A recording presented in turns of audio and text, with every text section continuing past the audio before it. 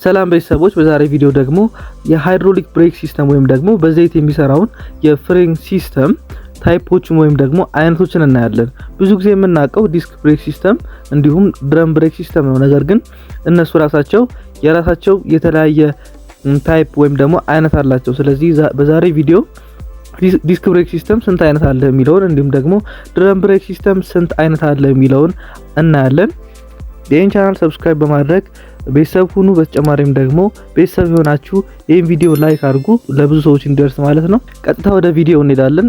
እንደምታውቁት ሃይድሮሊክ ብሬክ ሲስተም የሚሰራው በዘይት ነው። ስለዚህ ከሹፌሩ በፔዳል አማካኝነት የመጣውን ሜካኒካል ፎርስ በማስተር ሲሊንደሩ አማካኝነት ወደ ፍሉድ ፕሬሸር በመቀየር ፍሬን እንዲይዝ የሚያደርግ ነው። ስለዚህ በማስተር ሲሊንደሩ አማካኝነት የመጣው የፍሉድ ፕሬሸር ደግሞ በእግር አካባቢ ላይ በሚገኘው ካሊፐር አማካኝነት ፍሬኑ አፕላይ እንዲደረግ ያደርጋል። እዚህ ጋር ነው የፍሬኑን አይነት መለየት የምንጀምረው ማለት ነው። ስለዚህ ለምሳሌ የፊት ለፊት ፍሬን ላይ ብዙ ጊዜ የምናገኘው ዲስክ ብሬክ ሲስተም ነው። ስለዚህ ይሄኛውን ዲስክ ብሬክ ሲስተም በካሊፐሩ አማካኝነት በሁለት እንከፍለዋለን ማለት ነው። እነሱም ፊክስድ ካሊፐር እና ስላይዲንግ ካሊፐር እንላቸዋለን ማለት ነው። ወደ ኋላ ግርም ስንሄድ ሊዲንግ ኤንድ ትሬሊንግ፣ ትዊን ሊዲንግ እና ዲዮ ሰርቮ በማለት በሶስት እንከፍላቸዋለን። በመካከላቸው ያለውን ልዩነት ለማወቅ ከዲስክ ብሬክ ሲስተም ጀምረን ወደ ድረም ብሬክ ሲስተም እንሄዳለን። ዲስክ ብሬክ ሲስተም ላይ አንደኛው ስላይዲንግ ወይም ፍሎቲንግ የምንለው ነው። ከስሙ ለመረዳት እንደምንችለው የሚንቀሳቀስ ፍሎት የሚያደርግ ወይም ስላይድ የሚያደርግ ማለት ነው። ስለዚህ እዚህ ጋር የምናገኘው ኮምፖነንቶች አሉ። ካሊፐር ፍሬም እንዲሁም ደግሞ ካሊፐር ብራኬት እናገኛለን። ካሊፐር ፍሬሙ በካሊፐር ብራኬት ውስጥ በፒኑ አማካኝነት ፍሎት ወይም ደግሞ ስላይድ የሚያደርግ ነው። ስለዚህ ከሌላው ወይ ደግሞ ከፊክስድ የምንለው የሚለየው በምንድን ነው? አንደኛ በአንድ በኩል ብቻ ነው ፒስተኑን የምናገኘው። ፒስተኑ አንድ ወይ ሁለት ሊሆን ይችላል እንጂ ሁልጊዜም ፒስተኑን የምናገኘው በአንድ ሳይድ በኩል ብቻ ነው። ምንጊዜም ፕሬሸር ያለው ዘይት መጥቶ የሚገፋው በውስጥ በኩል ያለውን ብሬክ ፓድ ወይም ደግሞ የፍሬን ሸራ ነው። በውስጥ በኩል ያለው ብሬክ ፓድ ዲስኩ ላይ ከተለጠፈ በኋላ ሁለተኛው ብሬክ ፓድ ደግሞ በካሊፐር ፍሬሙ አማካኝነት ዲስኩ ላይ ይለጠፋል ማለት ነው። ስለዚህ በመንቀሳቀስ የሚሰራው ይሄ ስላይዲንግ ወይም ፍሎቲንግ ዲስክ ብሬክ ሲስተም እንለዋለን ማለት ነው። ሁለተኛው ደግሞ ፊክስድ የምንለው ነው። ይህ ደግሞ በሁለቱም በኩል ፒስተኖችን ያቀፈ ነው። የፒስተኖቹ መጠን ሁለትም ሊሆን ይችላል፣ አራትም ሆኖ ልናገኘው እንችላለን ማለት ነው። ስለዚህ ይሄ በስቴሪንግ ነክሉ ላይ የሚታሰርና የማይንቀሳቀስ ሆኖ እናገኘዋለን ማለት ነው። ብዙ ጊዜ ፊክስድ ብሬክ ሲስተምን የምናገኘው ሌክዠሪ የምንላቸው ወይም ደግሞ ቅንጡ የምንላቸው መኪና አይነቶች ላይ ነው። ስላይዲንግ ወይም ደግሞ ፍሎቲንግ የምንለውን ደግሞ የቤት መኪና በምንላቸው ወይም ደግሞ ላይት ቬሂክል የሚባሉት ላይ እናገኛቸዋለን። ወደ ኋላ እግር ወይም ወደ ድረም ብሬክ ሲስተም ከመሄዳችን በፊት በብዙ ሰዎች የሚነሳን አንድ ጥያቄ መልስ ልስጣችሁ። ይህም ለምንድን ነው ብዙ ጊዜ ድረም ብሬክ ሲስተም ተመራጭ የማይሆነው?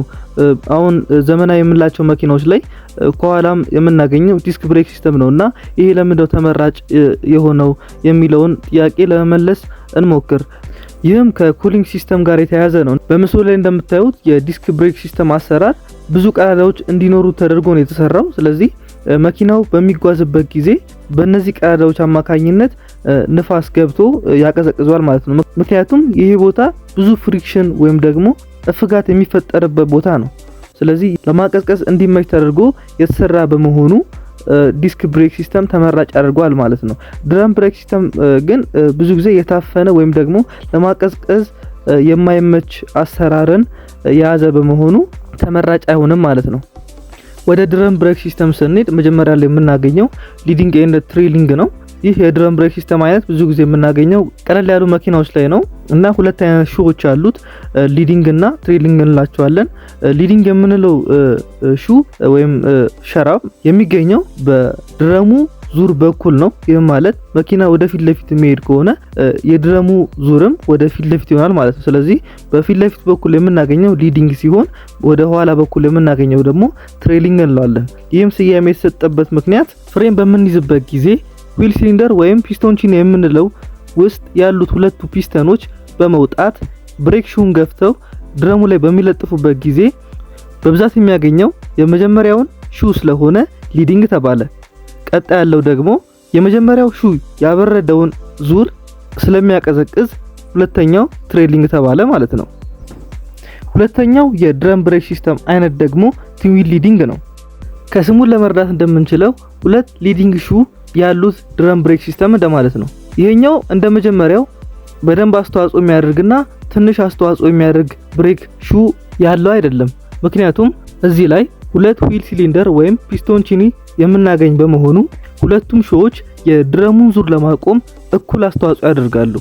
ሶስተኛውና የመጨረሻው ድረም ብሬክ ሲስተም አይነት ደግሞ ዲዮ ሰርቮ ድረም ብሬክ ሲስተም ነው። ይሄኛው ከሌሎቹ ድረም ብሬክ ሲስተሞች የሚለየው አንደኛ አንከሪንግ የምንለው ወይም ደግሞ ሸራዎቹ የሚደገፉበት ብረት ከላይ ነው የምናገኘው።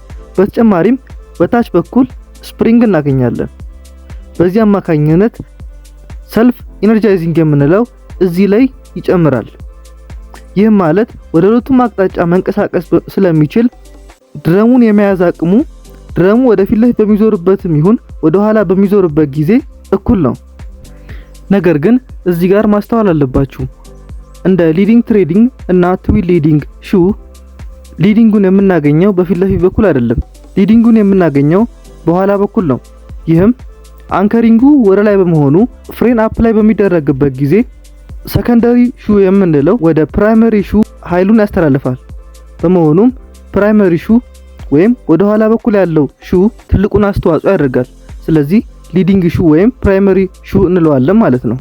ይህም ብሬክ ሲስተም ብዙ ጊዜ የምናገኘው ከባድ መኪናዎች ላይ ነው። ምክንያቱም የመያዝ አቅሙ ከፍተኛ በመሆኑ። እናም የብሬክ ሲስተም አይነቶች እነዚህ ናቸው።